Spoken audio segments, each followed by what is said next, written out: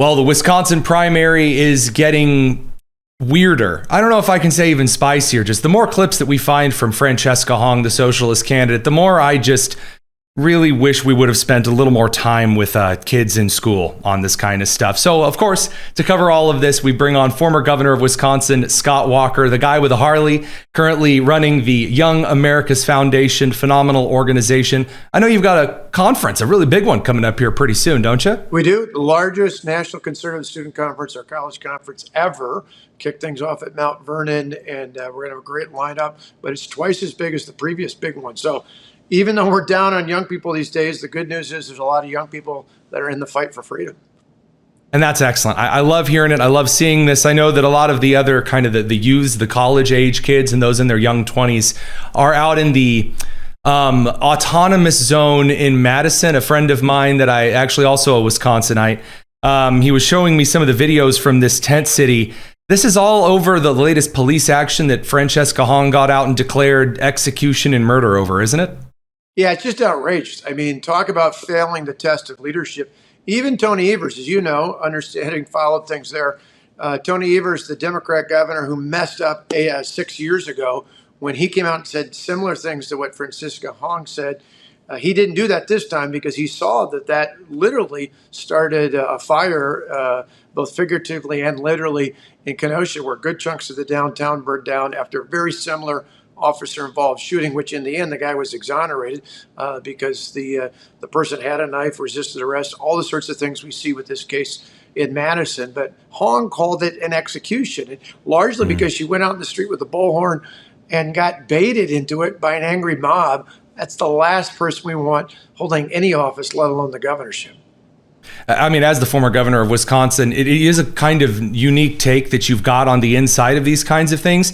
I don't think I can say this because I walked up the Capitol steps amid the protests when you were in office. I don't think that you really can afford to be a governor that is baited into things, especially in a state like Wisconsin, where there's a ton of different kinds of groups on all sides of the aisles who have to work together. Well, it's exactly it. But it's, I've said this for some time before recently. I thought Hong was going to win the primary.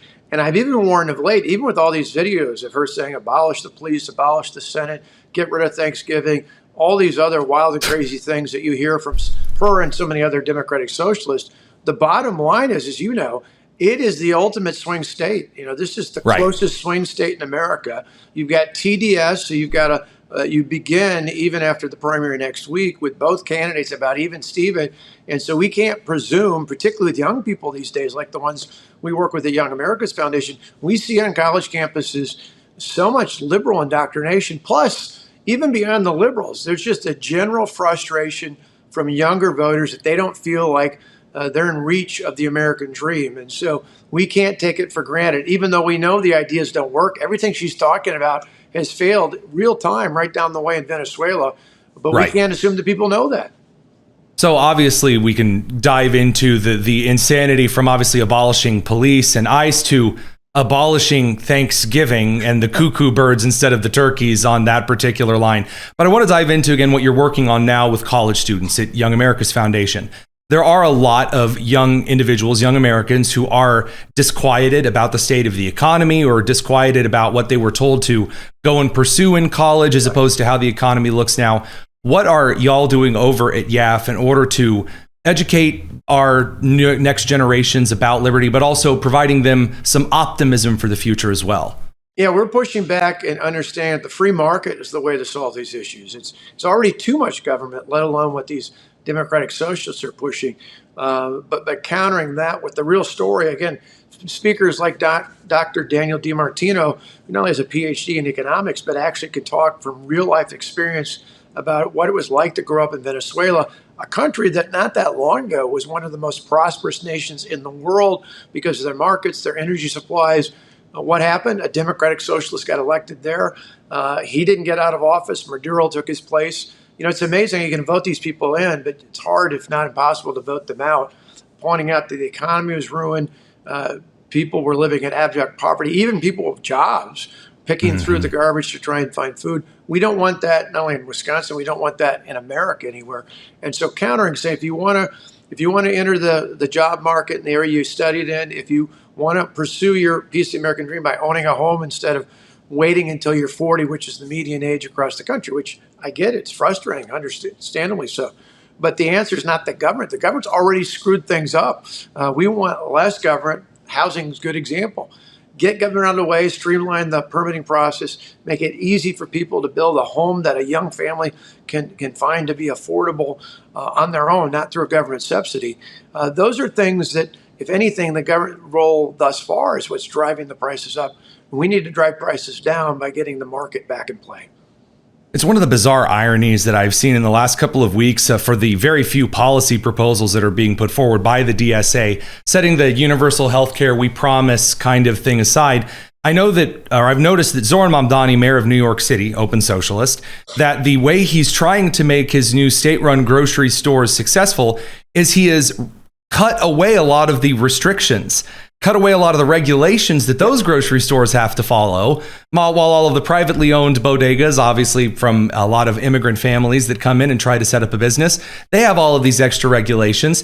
But the Francesca Hong brand of socialism is about all of the regulations. How on earth do we square that circle? Well, again, it just doesn't make any sense. It's why you compare it to the two biggest areas of our economy the government's involved with: healthcare, education. Both tend to be the most screwed up. Both tend to be the highest cost. In Canada, it's to die for. Right. Well, and a great example on the contrast with these, what you just mentioned with the grocery stores, even in New York City, where are some of the few high-performing schools? They're charter schools. Why? Because they got a reprieve, even though they're public government-run schools, they got a reprieve from the teachers union and all the other restrictions. Therefore, the market actually played a role here. To me, when people say, for example, things like healthcare, do you defend the current system? I said, no, it is still, the current system as we talk today is still too much driven by the government. If you and I can get our cell phone out and get a plan that's affordable for us, no matter what we make for a living, why can't we do the same thing with education, with healthcare, with other areas where the government is all too heavily involved? I mean, I think there's very little so far when I see that right now, when we're given the choice between kind of the socialist perspective or the corporatist cronyist perspective, that again, if you actually sell people the idea of, I have some apples, I'd like to sell them, would you like to buy them? That's it. That Ron Swanson-esque is really, really appealing, no matter the age group. Former governor, I should say, Scott Walker, sorry, old habits die hard, of Wisconsin, again, now president of Young America's Foundation. Appreciate the work that you're doing. Good luck at the big YAF conference at Mount Vernon, and I know it'll be excellent.